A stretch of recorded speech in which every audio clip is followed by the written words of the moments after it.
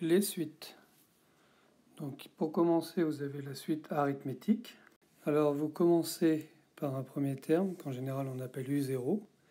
Et à chaque fois, vous additionnez toujours le même nombre. Par exemple ici on additionne 3.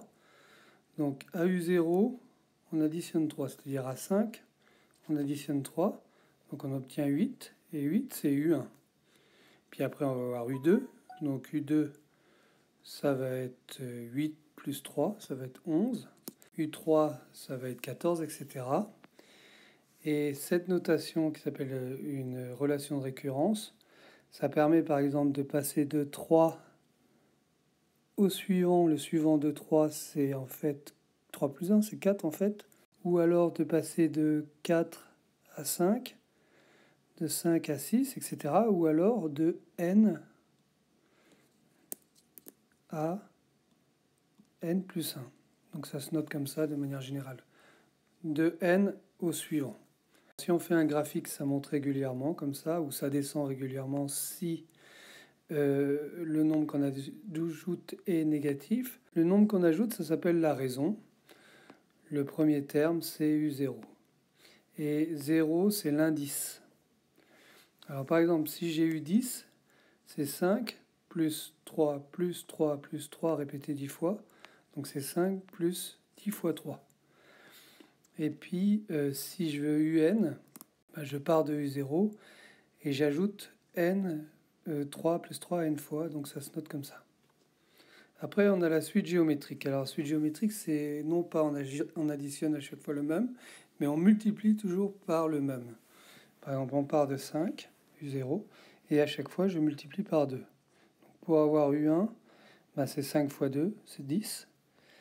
Pour avoir U2, ça double, ça va être 10 fois 2, 20, etc. Et pour passer d'un au suivant, je multiplie par 2.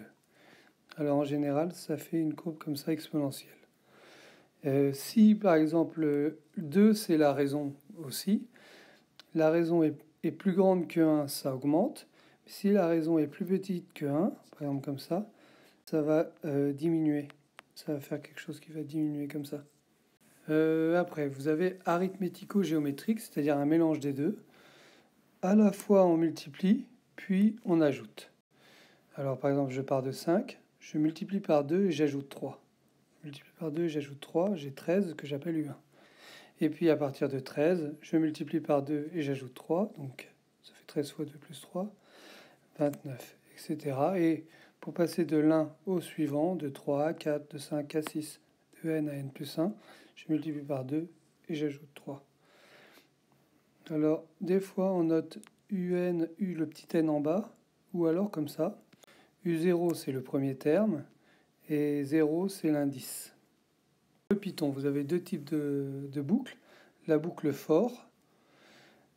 Alors, on part de U égale 5. Pour I in range 10, c'est-à-dire que I il va répéter 10 fois. La boucle va se répéter 10 fois. Et à chaque fois, U va prendre une nouvelle valeur, c'est-à-dire que ici, premier moment, U il vaut 5. Donc la première fois, ça va être 2 fois 5 plus 3, donc U il va valoir 13. Et puis on va recommencer, mais cette fois-ci avec la valeur 13. 2 fois 13 plus 3, donc il va valoir 29. Et puis 2 fois 29 plus 3, etc. Donc ici, ça permet d'afficher U10. Alors la deuxième boucle, c'est la boucle while, c'est-à-dire tant que. C'est par exemple pour déterminer quel est le n qui va dépasser 1000. Parce que ça augmente. Et quand est-ce que ça va être U5 qui va dépasser 1000? Est-ce que ça va être U6? Est-ce que ça va être U7? Donc tant que U est plus petit que 1000, il commence à 5, et ben on continue la boucle. Et n au début il vaut 0, et à chaque fois il augmente de 1. Donc première boucle, ça fait 13, c'est pas assez, ça recommence, 29, etc. Puis à un moment ça va dépasser, et ça va afficher le premier qui dépasse. Vous avez aussi la possibilité d'avoir des tableurs. Donc ici, vous avez n, 0, 1, 2, 3, etc. Et ici, vous avez votre premier terme. Donc vous le mettez. Puis ici, vous avez une formule à mettre. Alors la formule, ça commence toujours par égal avec un tableau. Donc c'est celui qui est avant, c'est-à-dire B2, qu'on multiplie par 2 et qu'on ajoute 3, on reconnaît notre formule, et on tire cette formule vers la droite et on a les termes qui apparaissent. Alors enfin, vous avez des suites qui des fois sont définies par des fonctions. Ce n'est pas une formule que c'est U5 qui donne U6, U6 qui donne U7. Là, on peut avoir tous les termes. Alors, il suffit pour avoir U0, on remplace n par 0, comme dans une fonction, en fait, comme avec des x. Si on veut U1, on remplace ça avec 1. Et si on veut U50, on n'a pas besoin de calculer le 49e. On met tout de suite 50 dans la formule et on a la valeur. Alors il y a une astuce avec la calculatrice pour calculer les différents termes. C'est par exemple, je mets 5 ici et je fais entrer. Et après, je fais multiplier par 2, ça fait answer, plus 3. Et je fais égal. Alors 1, 2, 3, 4, 5, 6, 7, 8, 9, 10, vous voyez, le 10e terme dépasse 8000. Donc on va corriger un exercice, un exemple. Vous avez donc deux salariés. Ils commencent tous les deux à 1400 €. Et en 2019, le salarié A, le salarié B. Et à chaque année, pour le salarié A, ça augmente pour A, ça augmente de 3,5%. Alors on sait que quand on augmente de 3,5%, ça, en fait, ça revient à multiplier par 1,035. Voilà, donc on a A0, c'est son salaire en 2019, et puis A1 en 2020, etc. Puis le deuxième, lui, à chaque fois, on lui ajoute 55 €. Donc il part de 1400, après ça va être 1455, etc.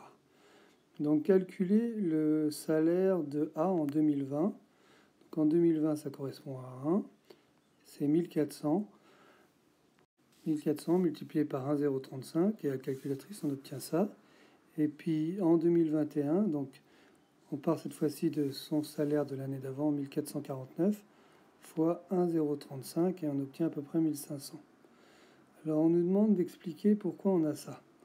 En fait, il faut expliquer d'où il sort ce 1,035. On l'a déjà expliqué, mais nous, on a 3,5 dans l'énoncé, donc une augmentation de 3,5% revient multiplié par 1,035. D'où, et on écrit la formule qui permet de passer de n à n plus 1. Alors à la calculatrice, on nous demande, voilà, vous avez l'algorithme, tant que c'est plus petit que 1900, ça augmente. Donc en fait, on va chercher l'année où il va dépasser 1900 €. Ou alors, au bout de combien d'années il va dépasser 1900 €. Donc on met 1400 dans la calculatrice, comme j'ai montré. On fait answer fois 1,035, et puis on fait égal, égal, égal.